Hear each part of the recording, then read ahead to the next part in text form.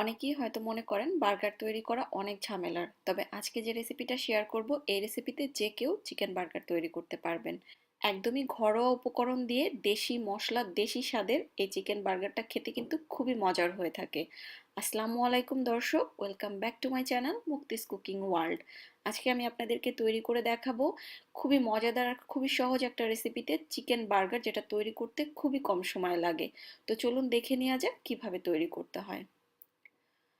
আজকের রেসিপির জন্য এখানে আমি একটা চিকেনের ব্রেস্ট নিয়ে নিয়েছি। এখানে দু টুকরো আছে, ওজন আছে 250 গ্রামের মতো।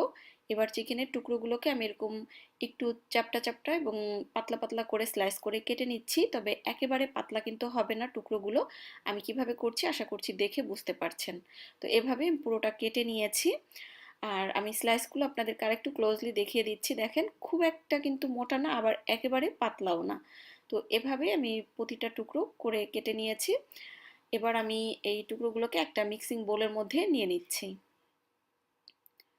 এখন এর মধ্যে প্রথমে আমি দিয়ে দিচ্ছি 1 টেবিল চামচ পরিমাণ আদা রসুন বাটা, দিয়ে দিচ্ছি 1 চা চামচ পরিমাণ জিরার গুঁড়া, দিয়ে দিচ্ছি 1 চা চামচ পরিমাণ লাল মরিচের গুঁড়া, দিয়ে দিচ্ছি 1 চা চামচ পরিমাণ গরম মশলার গুঁড়া, দিচ্ছি 1 টেবিল চামচ পরিমাণ সয়া সস, আরও দিয়ে দিচ্ছি স্বাদ মতো কিছুটা লবণ। তবে লবণটা একটু বুঝে ব্যবহার করবেন, কারণ সয়া সসে কিন্তু লবণ থাকে। এবার এই সব কিছু একসঙ্গে হাতের সাহায্যে খুব ভালোভাবে মেখে নিতে হবে। মেখে নেওয়ার পরে আমি এই চিকেনের টুকরোগুলোকে আধা ঘন্টার জন্য ম্যারিনেট করে রাখবো। তবে আপনাদের হাতে সময় থাকলে আপনারা ওভারনাইটও নর্মাল ফ্রিজে ম্যারিনেট করে রাখতে পারেন। আসলে যত ম্যারিনেট করা হয় তত চিকেনের মধ্যে মশলাটা ঢুকতে পারে। তো আধা ঘন্টা পরে চুলায় আমি একটা ফ্রাই প্যান বসিয়ে নিয়েছি। এবার এর মধ্যে আমি 1 টেবিল চামচের মতো তেল দিয়ে দিলাম। তেলটা গরম হয়ে যাওয়ার পরে এবার আমি চিকেনের টুকরোগুলো এক এক করে দিয়ে দিচ্ছি। চিকেনের টুকরোগুলো এবার আমি হাই হিটে ভেজে নিব। একদমই লো হিটে বা মিডিয়াম হিটে ভেজে নেওয়ার কোনোই প্রয়োজন নেই। চিকেনের এই ব্রেস্টের টুকরোগুলো খুব দ্রুত সিদ্ধ হয়ে যায়। আপনারা যদি লো হিটে ভাজতে যান তাহলে চিকেন থেকে অনেকটা পানি উঠে আসবে এবং সেই পানিটা টানতে টানতে চিকেনটা ড্রাই হয়ে যাবে। তাই হাই হিটে চিকেনের এই টুকরোগুলো উল্টে পাল্টে ভেজে নেবেন, তাহলে চিকেনের সফটনেসটা থাকবে এবং খেতেও মজার হবে। আমার এই ব্যাচটা ভেজে নেওয়া হয়ে গিয়েছে, এবার তুলে নিচ্ছি। বাকি চিকেনের টুকরোগুলো আমি একইভাবে হাই হিটে ভেজে নেব। চিকেনের টুকরোগুলো ভেজে নেওয়া হয়ে গিয়েছে। এখন হচ্ছে আমি বার্গার সসটা তৈরি করব। এর জন্য এখানে আমি 1/4 কাপ পরিমাণ বাজার থেকে কেনা মেয়োনিজ নিয়ে নিয়েছি। এবার এর মধ্যে আমি দিয়ে দিচ্ছি 2 টেবিল চামচ পরিমাণ টমেটো সস।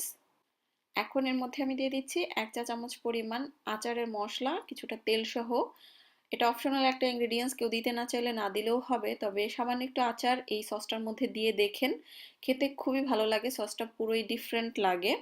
তো আমি রেকমেন্ড করব আপনাদেরকে ব্যবহার করার জন্য।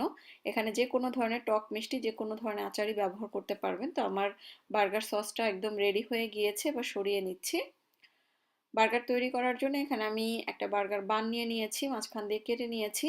আপনারা চাইলে বার্গার বানটা হালকা করে একটু শুকনো খোলায় ছেঁকে নিতে পারেন, আমি আজকে আর ছেঁকে নিই।